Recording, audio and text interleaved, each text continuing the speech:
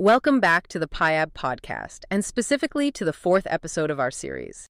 It's great to be back, and today, this is a deep dive for sure. We are lifting the lid on what seems like maybe the simplest component in automation. Yeah. But it's arguably one of the most critical. The industrial suction cup. Exactly. And our mission, I think, is to get past this idea that it's, just a piece of rubber. Right.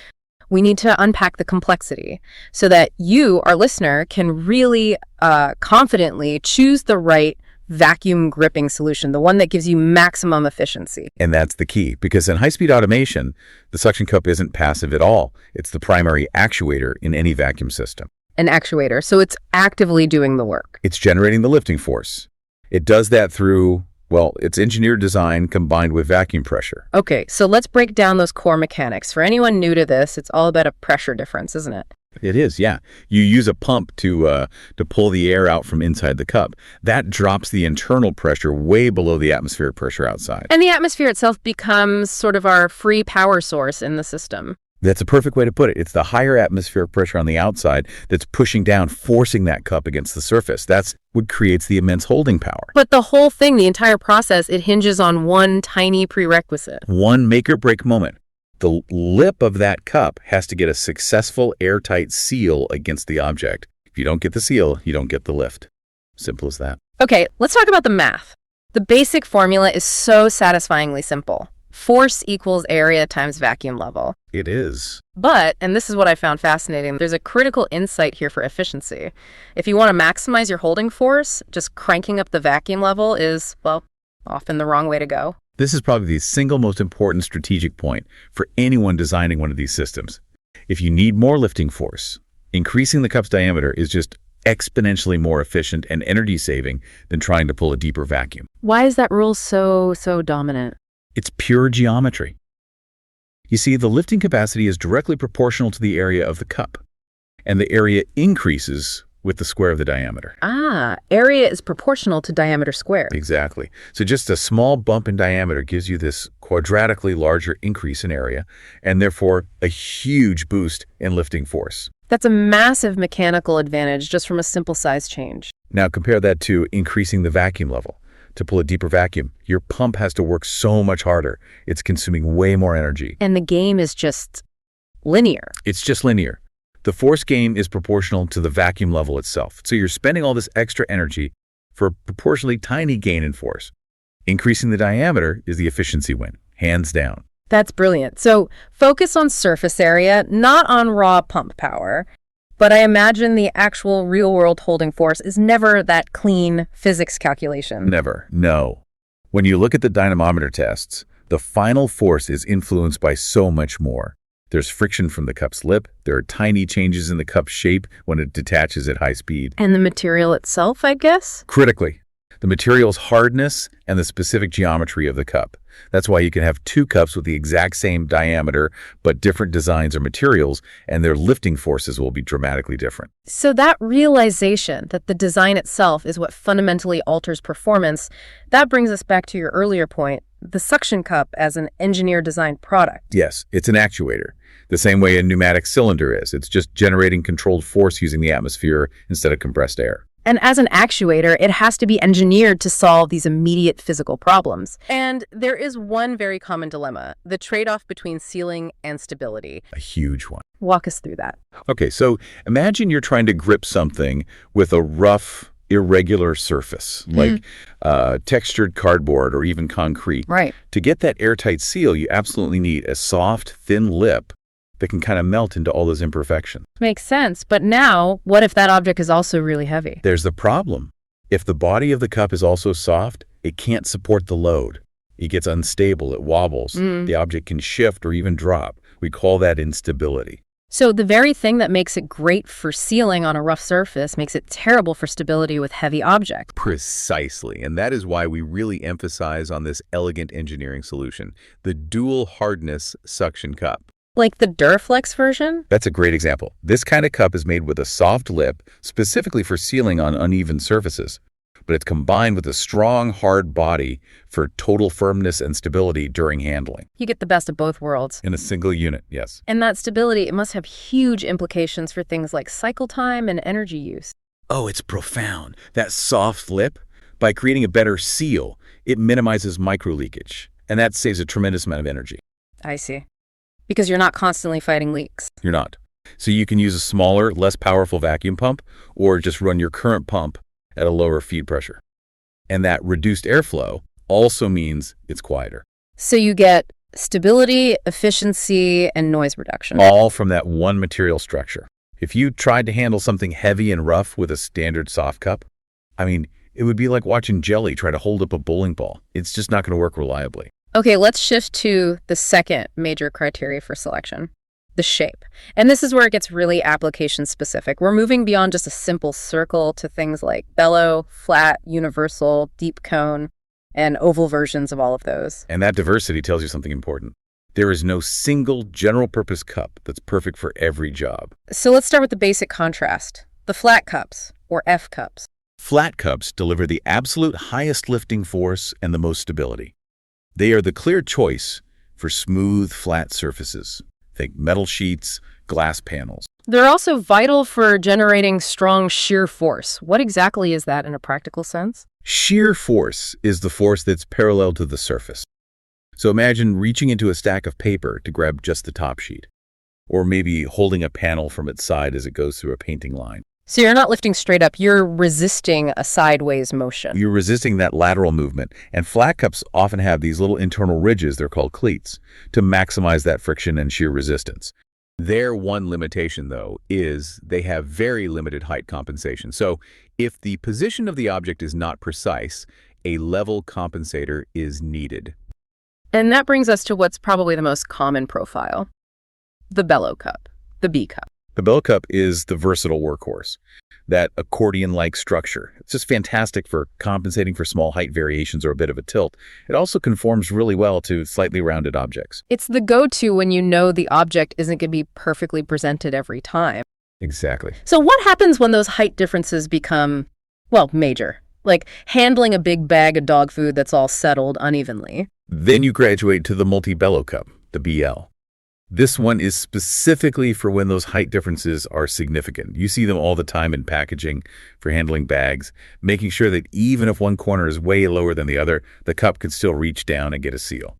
Is there a catch? There is. You have to be careful with the material softness. If the cup is too soft for the weight of the bag, those deep bellows can actually risk collapsing on themselves.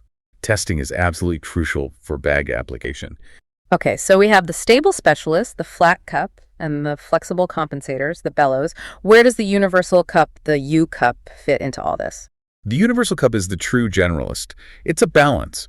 It gives you better stability than a bellow cup, but more adaptability than a flat cup. It can even handle moderately concave shapes. It's kind of your standard all-around solution when you don't have extreme needs in either direction. And finally, we have the really curved specialists, the deep cone and the flat concave profile. Right. These are for non-flat geometry.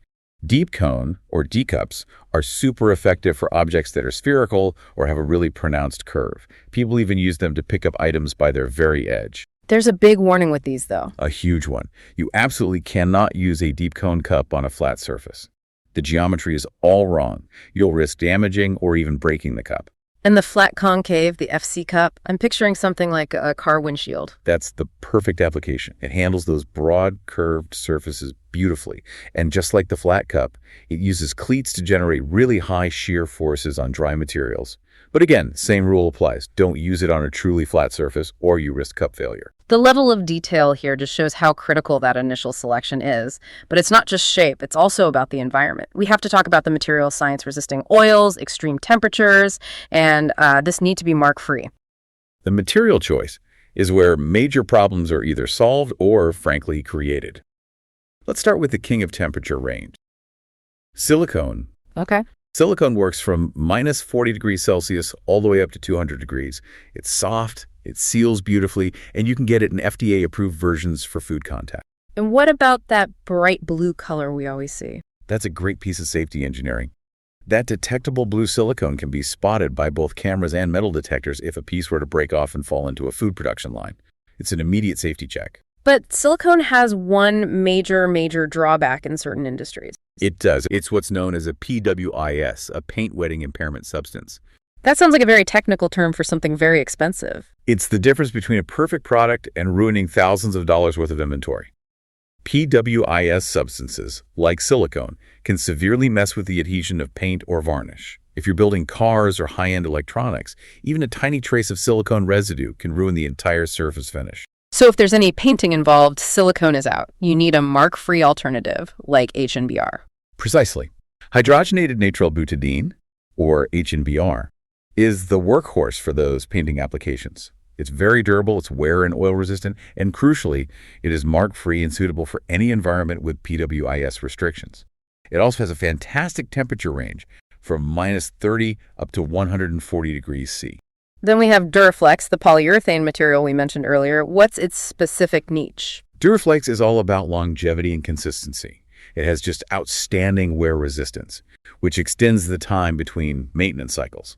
It also has what's called low elastic memory, meaning it holds its shape perfectly over millions of cycles. It's good with oil. It's oil compatible, which is great for oily environments, though for really extreme oil, you might need a special friction cup to stop things from slipping. The one thing to watch is its temperature range, which is narrower, typically 10 to 50 degrees Celsius. It can get too hard in the cold or too soft in the heat. You mentioned hardness.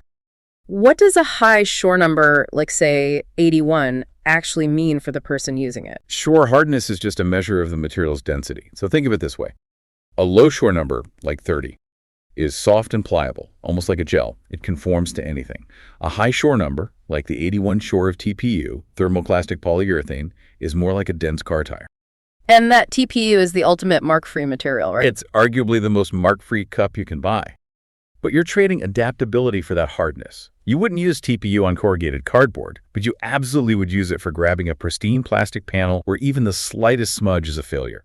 And just quickly, what about the more traditional polymers? Right, chloroprene and nitrile PVC, NPV, are the old standbys. They're highly durable, and NPV in particular has excellent oil resistance. And finally, you have TPE, thermoplastic elastomer, which you see in families like Pie Grip. It's flexible, mark-free, oil-resistant, and comes in a bunch of food-grade options. Okay, so let's tie this entire selection strategy together for the listener. It seems like we've established 4 really critical criteria. That's right. First, the object's surface. Is it rough or smooth? That determines the lip softness you need. Second, the weight and stability, which dictates the material hardness and the body strength. Third is the object's shape. Flat, curved, or oblong. And finally, all those environmental factors. Temperature, oil, and especially those mark-free requirements like avoiding PWIS. And you can't separate them. They all work together. And this whole approach is made even more critical by something about the market. Unlike, say, the pneumatic cylinder industry, there are no overarching industry standards for suction cup shapes or dimensions. That's a huge point for anyone trying to service these systems. It is, because specific shapes are often proprietary, designed for one unique application. Finding an exact one-to-one replacement when you're switching brands is, well, it's nearly impossible. So the winning strategy isn't just chasing down an identical piece of rubber. No. The most effective approach is to become an expert on the application itself.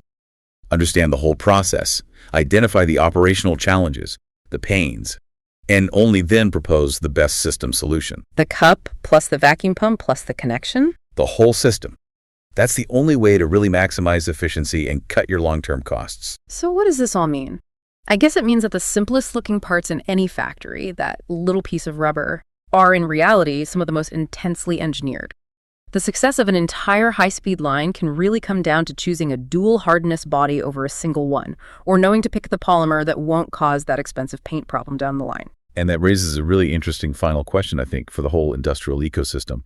We established that powerful quadratic relationship between a cup's diameter and its lifting force. So knowing that, how might industrial designers start to strategically redesign the products they make, the boxes, the panels, the bottles, to subtly exploit even small increases in available surface area, knowing that doing so could yield massive system-wide efficiency gains for the automated lines that are built to handle them? A fascinating challenge, and one that starts long before the automation line is even built. Well, that's it for this episode. Thank you for tuning in. See you on the next one.